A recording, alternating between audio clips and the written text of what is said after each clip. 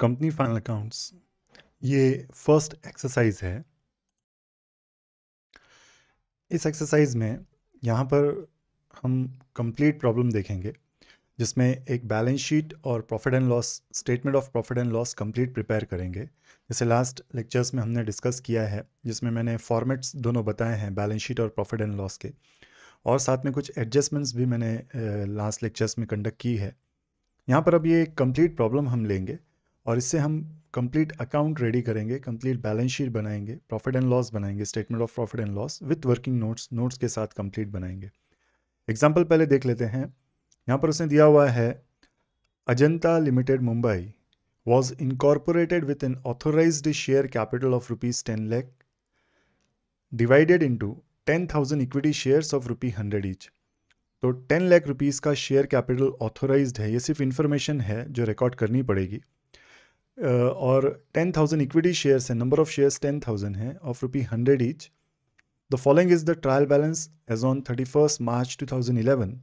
Trial balance में debit balances हैं building, plant and machine, loose tools, preliminary expenses, furniture, cash in hand, 10% government securities, face value rupees 50,000, ये information है।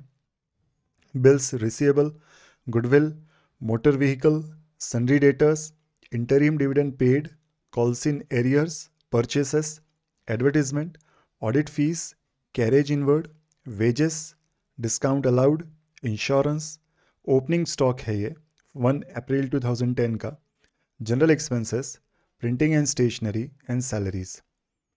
Credit balances में है share capital, sundry creditors, reserve fund, deposit, profit and loss account balance, ये previous year profit balance है, RDD, sales, rent received, 8% debentures, bank overdraft and share premium. तो ये एक trial balance यहाँ पर दिया हुआ है जिसमें कुछ कंटेंट्स दिए हुए हैं, डेबिट और क्रेडिट बैलेंसेस दिए हुए हैं। नीचे इन्फॉर्मेशन में उसने बताया है कि you are required to prepare a statement of profit and loss for the year ended 31 March 2011 and a balance sheet as on that date as revised schedule 6 of Companies Act 2013 with adjustments। ये other information दी हुई है। The stock on 31st March 2011 was valued at rupees 2 lakh, तो ये closing stock दिया हुआ है। Create RDD, reserve for doubtful dates, at 5% on sundry debtors। Provide depreciation on plant and machine at 5% per annum and furniture at 10% per annum। Prepaid insurance amounted to rupees 1600, सो ये prepaid insurance दिया हुआ है यहाँ पर। उसके बाद interest on debentures and from government securities is due and accrued for the year, provision for taxation to be made at 50% of net profit. तो यहाँ पर इंटरेस्ट ऑन डिबेंचर्स भी है, interest on government security investment है, उस पर भी interest की बात है, और फॉर द ईयर के लिए कहा है, साल भर के लिए कहा है। आगे उसने दिया है write off 40% of preliminary expenses. The director propose the following appropriation to declare 5% dividend on paid up capital and to transfer 5,000 to reserve fund. तो ये इतने कंटेंट्स के साथ ये एग्जाम्पल यहाँ पर हमारे पास है। यहाँ पर मैंने एक प्रिपेयर किया हुआ है। तो in the books of Ajanta limited Mumbai ये बैलेंस शीट है एज ऑन 31 मार्च 2011। ये फॉर्मेट फिक्स है, तो ये फिक्स फॉर्मेट यहाँ पर मैंने रेडी कर रखा हुआ है। साथ में ये statement of profit and loss account है, तो ये statement of profit and loss का भी फॉर्मेट मैंने यहाँ पर रेडी किया हुआ है, और ये वर्किंग नोट्स मैंने यहाँ पर रेडी कर रखी हुई है। तो ये पूरी वर्किंग नोट्स 23 वर्किंग नोट्स यहाँ पर मैंने रेडी की हुई है। तो ये पूरी वर्किंग नोट्स अभी यहाँ पर हम इसमें कंटेंट्स रिकॉर्ड करते जाएंगे। तो ये इतने कंटेंट्स के साथ यहाँ पर ये कंप्लीट मेरे पास फॉर्मेट रेडी है। अब एग्जाम्पल को स्टार्ट कैसे करना, तो सबसे पहले हम एडजस्टमेंट्स वाले कंटेंट डील कर लेंगे और बाद में फिर बचे हुए जो कंटेंट्स होंगे उनको अलोकेट करते जाएंगे। सो एडजस्टमेंट वाले कंटेंट्स हम एक एक लेते जाएंगे और उसको रिकॉर्ड करते जाएंगे।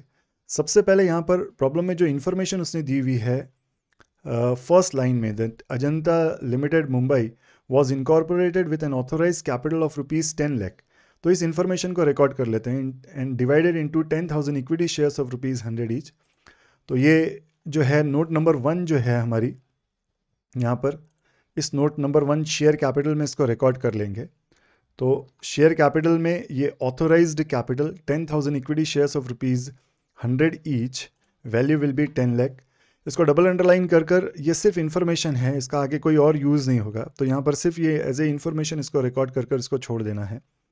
उसके बाद ट्रायल बैलेंस से शेयर कैपिटल, क्योंकि आगे हमको शेयर कैपिटल पर कैलकुलेशंस करने हैं, तो ट्रायल बैलेंस में जो शेयर कैपिटल दिया हुआ है वो 10 लाख रुपीज़ ही दिया हुआ है कि 10 लाख रुपीज़ का issued subscribed called up share capital है 10 लाख का एंड पेड अप। इसमें से कॉल्सिनेरियस लेस कर देंगे, ये कॉल्सिनेरियस की वैल्यू यहाँ पर दी हुई है ट्रायल बैलेंस में। सो कॉल्सिनेरियस ट्रायल बैलेंस में ये 50,000 रुपीज़ का है।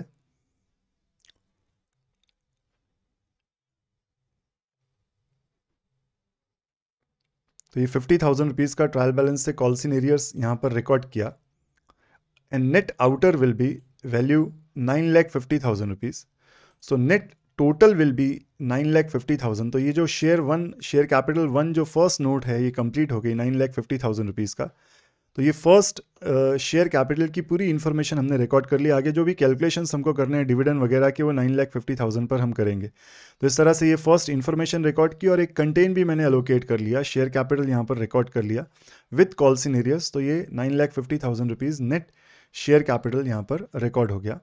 अब इसके बाद आगे जो एडजस्टमेंट्स उसने दी हुई है उन एडजस्टमेंट में फर्स्ट उसने दिया हुआ है क्लोजिंग स्टॉक। नाउ ये जो क्लोजिंग स्टॉक है 2 लाख रुपीज़ का, ये दो नोट्स में रिकॉर्ड होगा। एक तो रिकॉर्ड होगा ये नोट नंबर 11 इन्वेंट्रीज़ में, तो ये इन्वेंट्रीज़ में हम इस क्लोजिंग स्टॉक को रिकॉर्ड करेंगे डायरेक्ट आउटर 2 लाख, और दूसरा कोई कंटेन नहीं है तो total will B 2 lakh rupees. ये क्लोजिंग स्टॉक यहाँ पर इन्वेंट्रीज़ में रिकॉर्ड किया नोट नंबर 11 में। और इसका सेकंड जो इफेक्ट है वो changes in inventories note number 19 में इसको हम रिकॉर्ड करेंगे। तो नोट नंबर 19 में चेंजेस इन इन्वेंट्रीज में opening minus closing, so opening stock will be 2 lakh less closing stock will be 2 lakh. इस तरह से net value will B Neil, तो ये टोटल जो है इसकी नील आई है। नाउ बी केयरफुल, ये जो ओपनिंग स्टॉक है तो ट्रायल बैलेंस में ये ओपनिंग स्टॉक 2 लाख रुपीज़ का दिया हुआ है यहाँ पर। तो ये जो 2 लाख रुपीज़ का ओपनिंग स्टॉक है इस ओपनिंग स्टॉक को यहाँ पर हमको रिकॉर्ड करना है।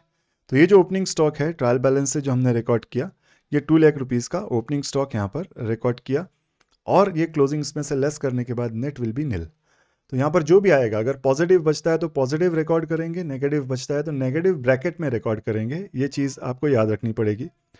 नाउ इतना रिकॉर्ड करने के बाद आगे उसने दिया हुआ है create reserve for doubtful debt at 5% on sundry debtors. So RDD है ये 5%, जिसके लिए हमको डेटर्स रिक्वायर्ड होगा।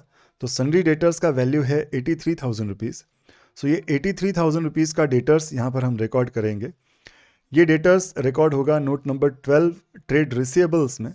तो ट्रेड रिसीवेबल्स में डेटर की वैल्यू है 83,000 रुपीज़।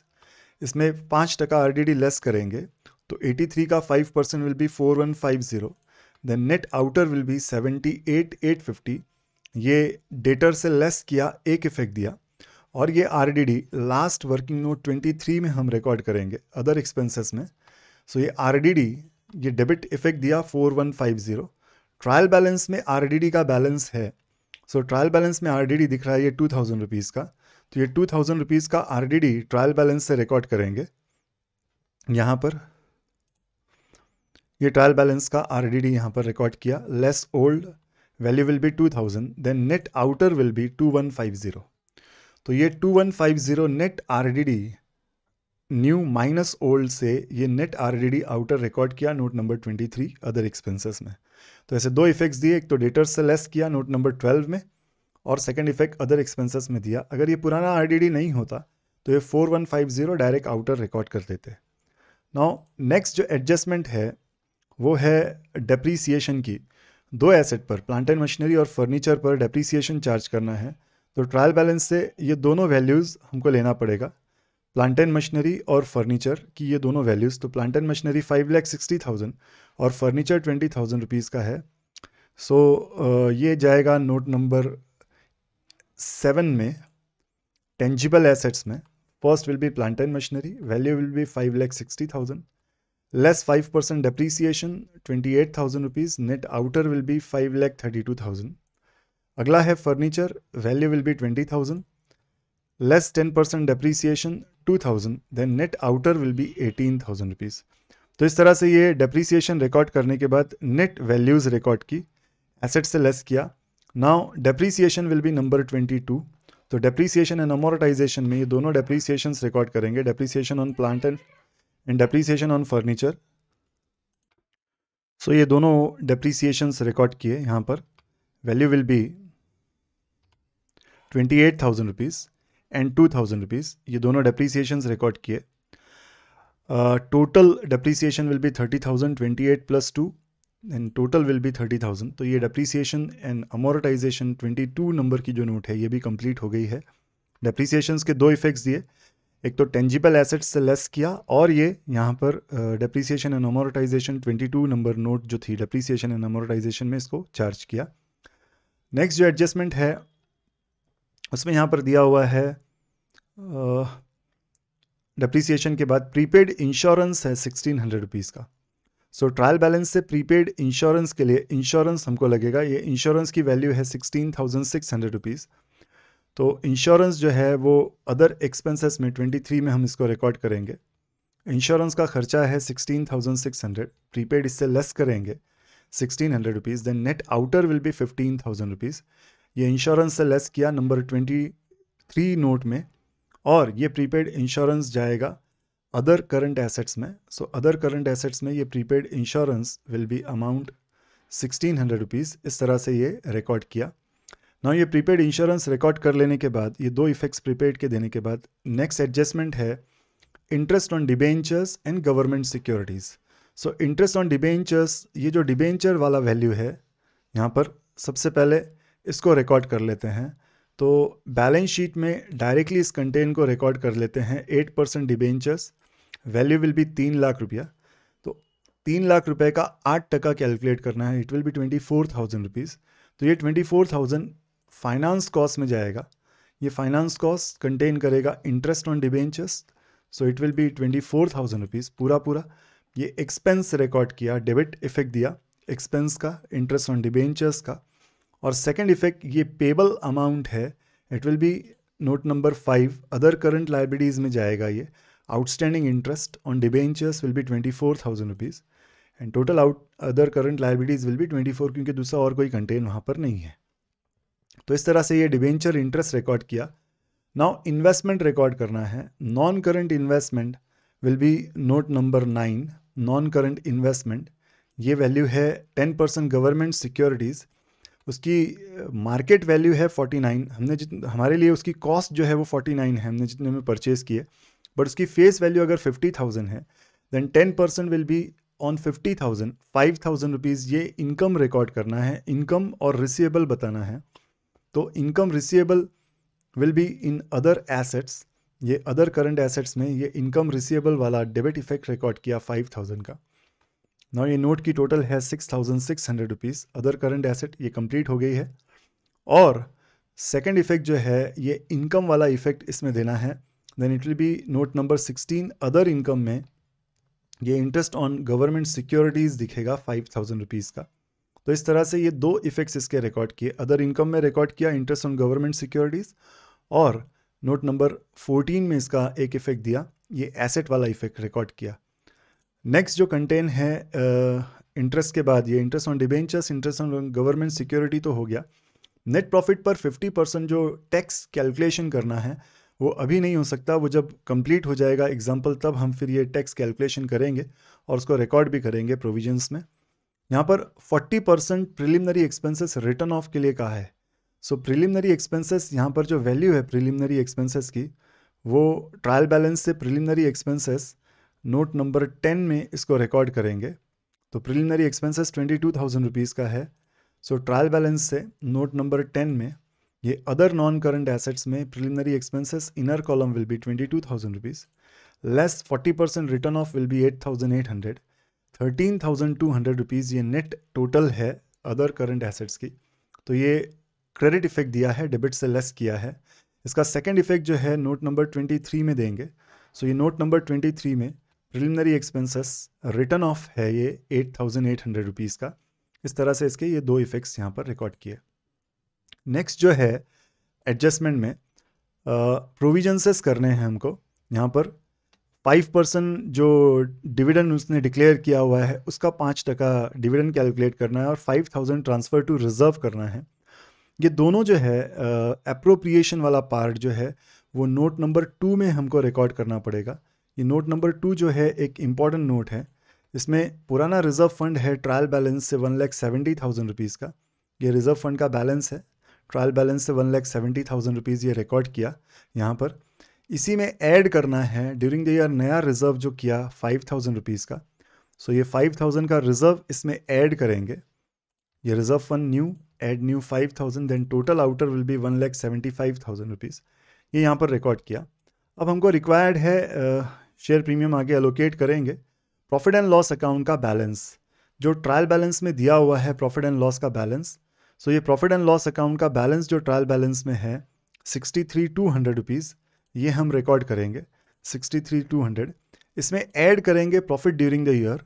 अब जो प्रॉफिट आएगा तब यहाँ पर उसको ऐड करेंगे, टोटल करेंगे और इससे लेस करेंगे ये प्रपोज डिविडेंड और सेकंड जो है ये ट्रांसफ़र टू रिजर्व फंड। तो ये ट्रांसफ़र टू रिजर्व फंड 5,000 यहीं ऐड किया और यहीं लेस करेंगे, तो ये दोनों इफेक्ट्स हो गए इसके।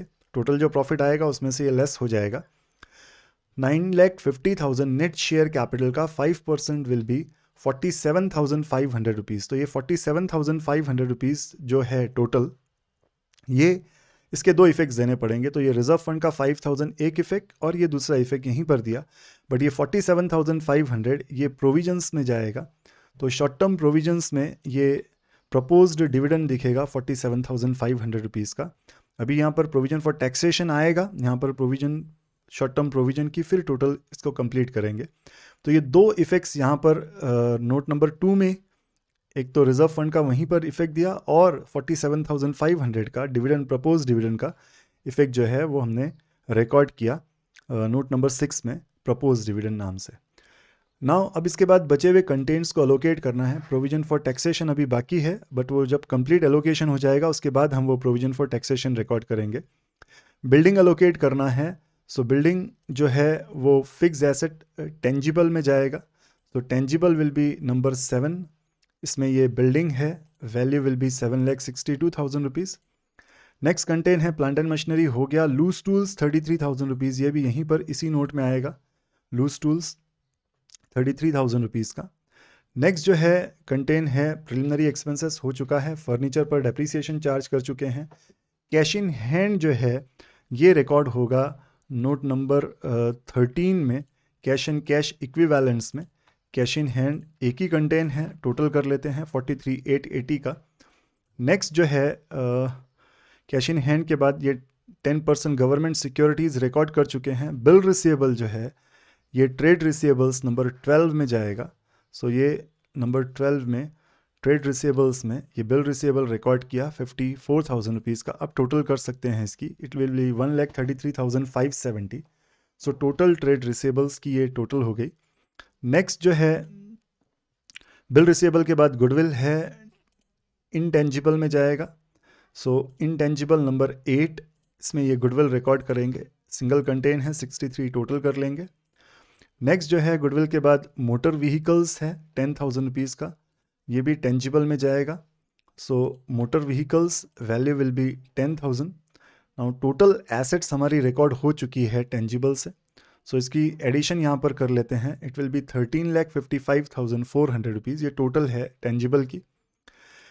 ये टोटल्स आप बाद में भी कर सकते हो। नेक्स्ट जो है मोटर व्हीकल के बाद सन्डी डेटर्स हो चुका है। इंटरिम डिविडेंड पेड 16,000 रुपीज़, ये अप्रोप्रिएशन वाला पार्ट है, तो ये प्रॉफिट के डिवीजन में ही जाएगा। ये जाएगा नोट नंबर 2 में, जहाँ पर हमने प्रॉफिट एंड लॉस के बैलेंसेस लिखे हुए हैं। तो जहाँ पर propose dividend transfer to reserve fund है वहीं पर ये इंटरिम डिविडेंड पेड आएगा।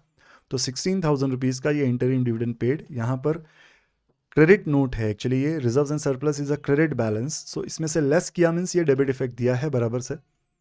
नेक्स्ट जो है ये वैल्यू जो रिकॉर्ड की है इंटरिम डिविडेंड के बाद, next will be calls in arrears, तो हम ट्रीट कर चुके हैं पहले।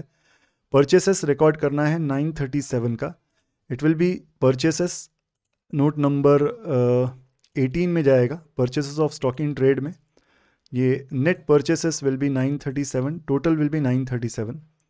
नाउ ये रिकॉर्ड कर लेने के बाद, ये परचेसेस रिकॉर्ड कर लेने के बाद अगला कंटेन है एडवर्टीजमेंट एक्सपेंस है।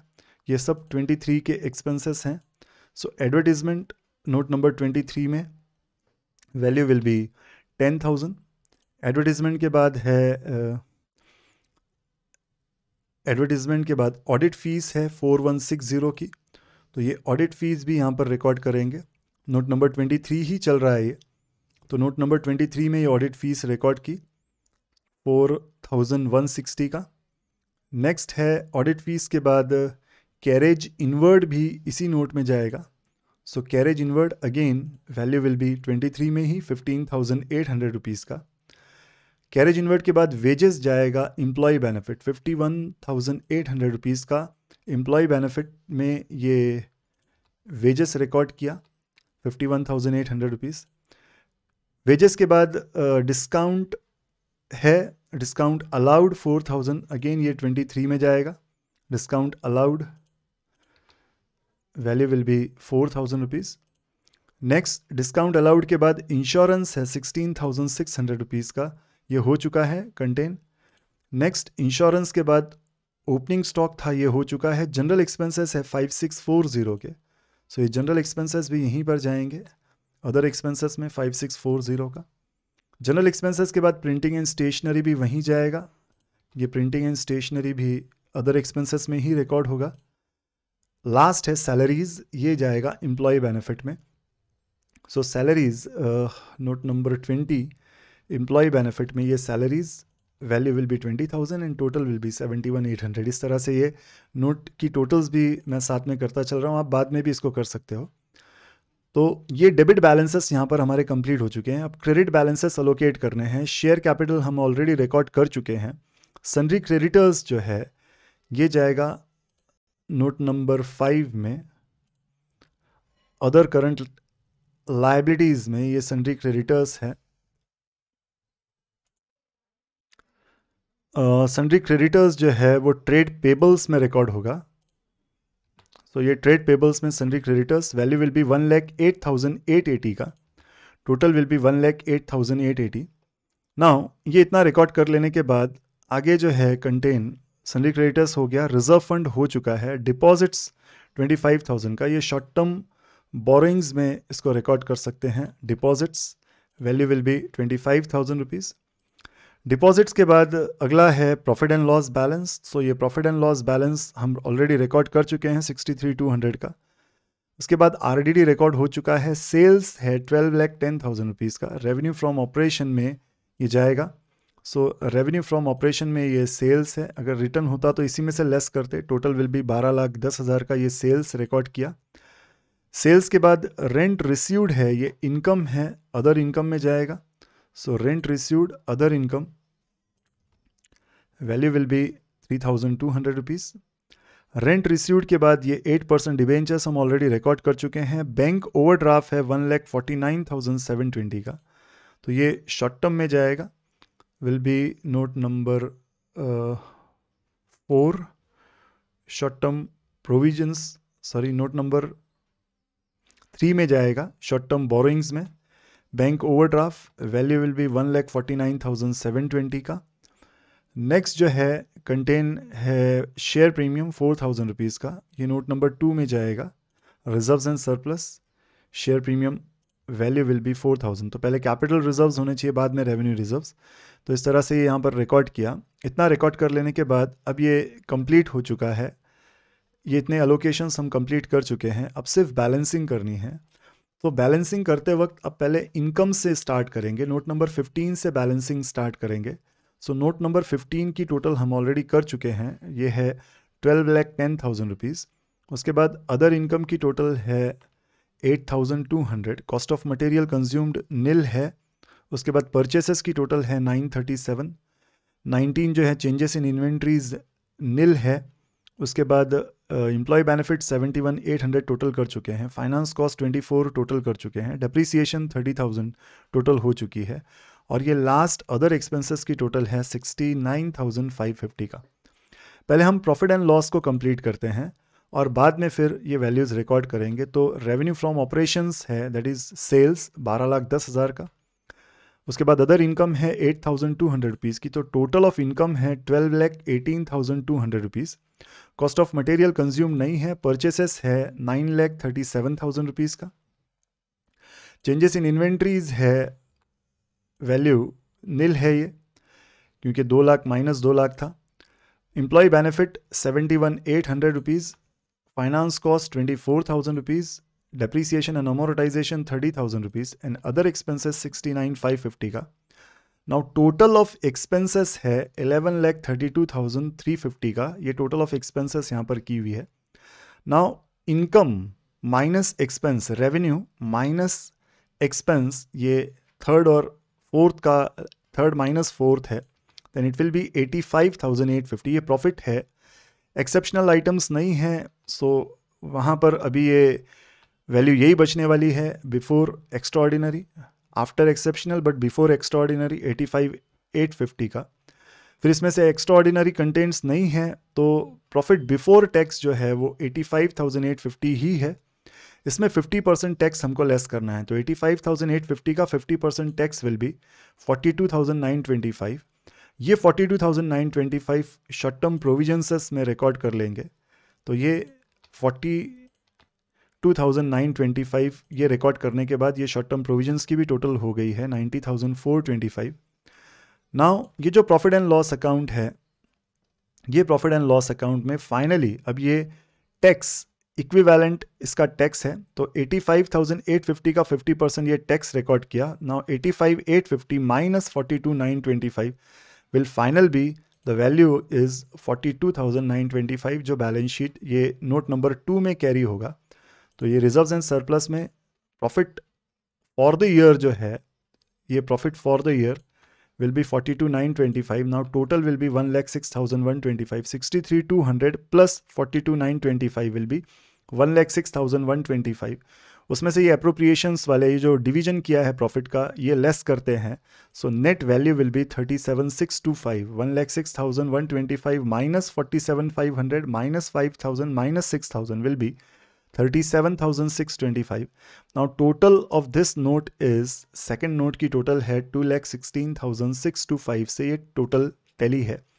इस तरह से ये प्रॉफिट एंड लॉस कंप्लीट कर लेने के बाद अब टोटल नोट्स की बैलेंसिंग कर लेंगे, एक से लेकर चेक कर लेते हैं। तो नोट नंबर 1 की टोटल है 9,50,000, 2 की टोटल है 2,16,625, 3 की टोटल है 174,720, 4 की टोटल 1,08,880, 5 की टोटल 24,000, 6 की टोटल 90,425, 7 की टोटल है 13,55,400, गुडविल है 63,000 रुपीज़ का, नॉन करंट एसेट इन्वेस्टमेंट है 49,000 रुपीज़ का, अदर नॉन करंट में 13,200 ये टोटल की हुई है। इन्वेंट्रीज 11 नंबर 2 लाख का है, ट्रेड रिसेबल्स 1,33,570 है, और कैश एंड कैश इक्विवेलेंट है 43,880 का, और अदर करंट एसेट्स है 6,600 की। तो 14 तक ये जो टोटल्स हमने की हुई है, अब ये बैलेंस शीट में हम रिकॉर्ड कर लेंगे। तो नोट नंबर 1 की टोटल है 9,50,000, 2 की टोटल है 2,16,625। उसके बाद यहाँ पर और दूसरे कंटेंट्स नहीं है। डिबेंचर्स रिकॉर्ड किया हुआ है लॉन्ग टर्म में, नॉन करंट लाइबिलिटीज़ में दूसरा और कोई कंटेंट नहीं है। शॉर्ट टर्म में है, शॉर्ट टर्म बोरोइंग्स में इसमें बैंक ओवरड्राफ्ट और डिपॉजिट्स थे 174,720 का, 1,08,880 का ट्रेड पेबल है, 24,000 रुपीज़ का अदर करंट लाइबिलिटीज़ है, शॉर्ट टर्म प्रोविजंस है 90,000 का। सो टोटल ऑफ लाइबिलिटी है 18,64,650।